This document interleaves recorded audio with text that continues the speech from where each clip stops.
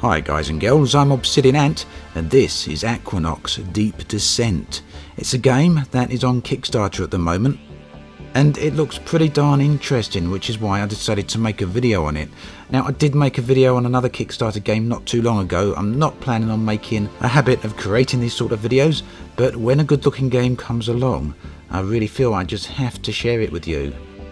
Now, Aquanox isn't a space game, but it is an underwater deep sea exploration game, and it shares many of the same elements you traditionally see in a space sim, such as trading, combat and exploration. That said, the game is heavily focused on the combat side of things, so it's very much an underwater combat game. But in my mind, that's no bad thing, as long as the combat is rich enough and as long as the environments are large enough. And just look at some of these cave systems here, it looks absolutely stunning. The prototype we're looking at here is currently built on the Unreal 3 engine, but the developers want to move the game to the Unreal 4 engine, and they're currently in the process of doing that, which should make it look even better still.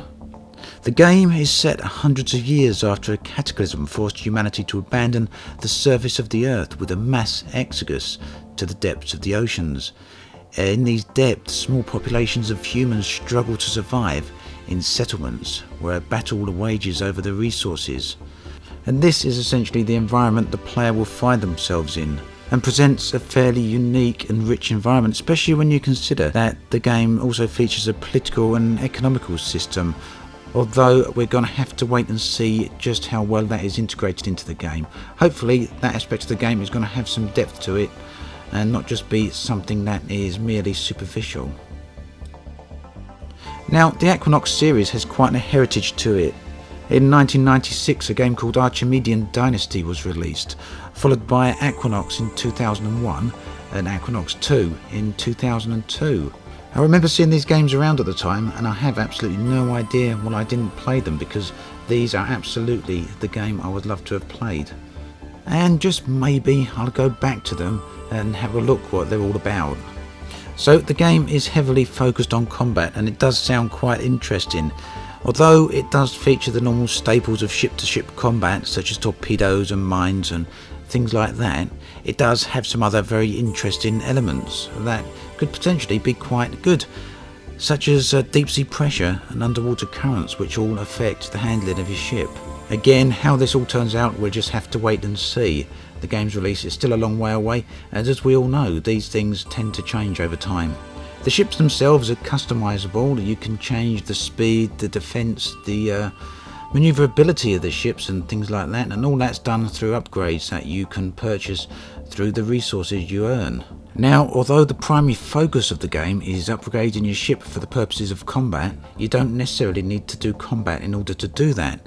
There are quite a lot of other elements to the game. You can do salvaging. There's wrecks at the bottom of the ocean, wrecks that have fallen from the surface down to the bottom, and you can salvage these and find, in some cases, rare resources. You can also do mining through the geothermal vents that are dotted around the ocean. And of course, some people are going to find this aspect very interesting indeed. The game features trading. I don't know how extensive the trading system is going to be.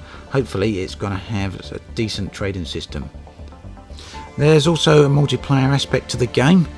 It does have a 4-player drop-in co-op where people can share the same world area, and there's also some more traditional multiplayer such as deathmatch and capture the flag. Not something that necessarily would interest me, that particular part, but something that no doubt will appeal to a lot of other people and certainly broadens the game. The developers are quite keen to stress that the game isn't fully open world, but it is what they term semi-open world. What this means is that the game is divided into a number of zones. The zones themselves are apparently fairly large, but we don't know just how large. I'm going to be honest here and state up front that I'm not a fan of gated content, especially when it's areas of the game that are gated off and need to be unlocked through progress of one type or another. I actually feel that defeats the aim and objects of exploration, and in many ways rips the soul out of it. Ship unlocks and upgrades and things like that are a totally different story, because they really are a form of progress. They're about improving yourself. But exploration, I always feel, should be fully open. Of course, developers probably have valid reasons for that. Maybe it's a story element, or maybe it's simply a method to keep people playing. Even all the Grand Theft Auto games use this method, although Rockstar finally learnt and abandoned the approach in Grand Theft Auto 5. But in any event, any areas that the player has unlocked will be fully explorable. Now, for me, the undersea environment itself does appear to be quite rich, and to be honest, it's an absolutely fascinating area to feature in a game for purposes of exploration. Many of these areas are so far undersea that no one in our time would have ever been down there. We currently lack the technology to reach these sort of places, so setting a game down there is quite a neat idea, and of course it essentially allows the developers to create a game that's very much like a space sim, but set in a totally different environment. Now, as I've said before when I've done Kickstarter videos, I don't know any more about this game than you guys do. I've read what's on the Kickstarter page and I've made the video because the game does appeal to me, but this video isn't an endorsement of any type. We all know that Kickstarter games don't always go as planned.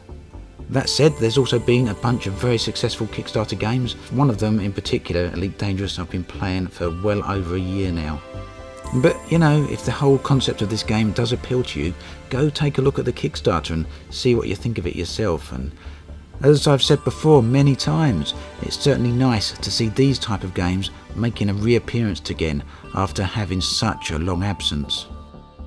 So, there we have it, Aquanox Deep Descent. The link to the Kickstarter is in the video description. As always, thanks for watching, and I'll catch you guys and girls next time.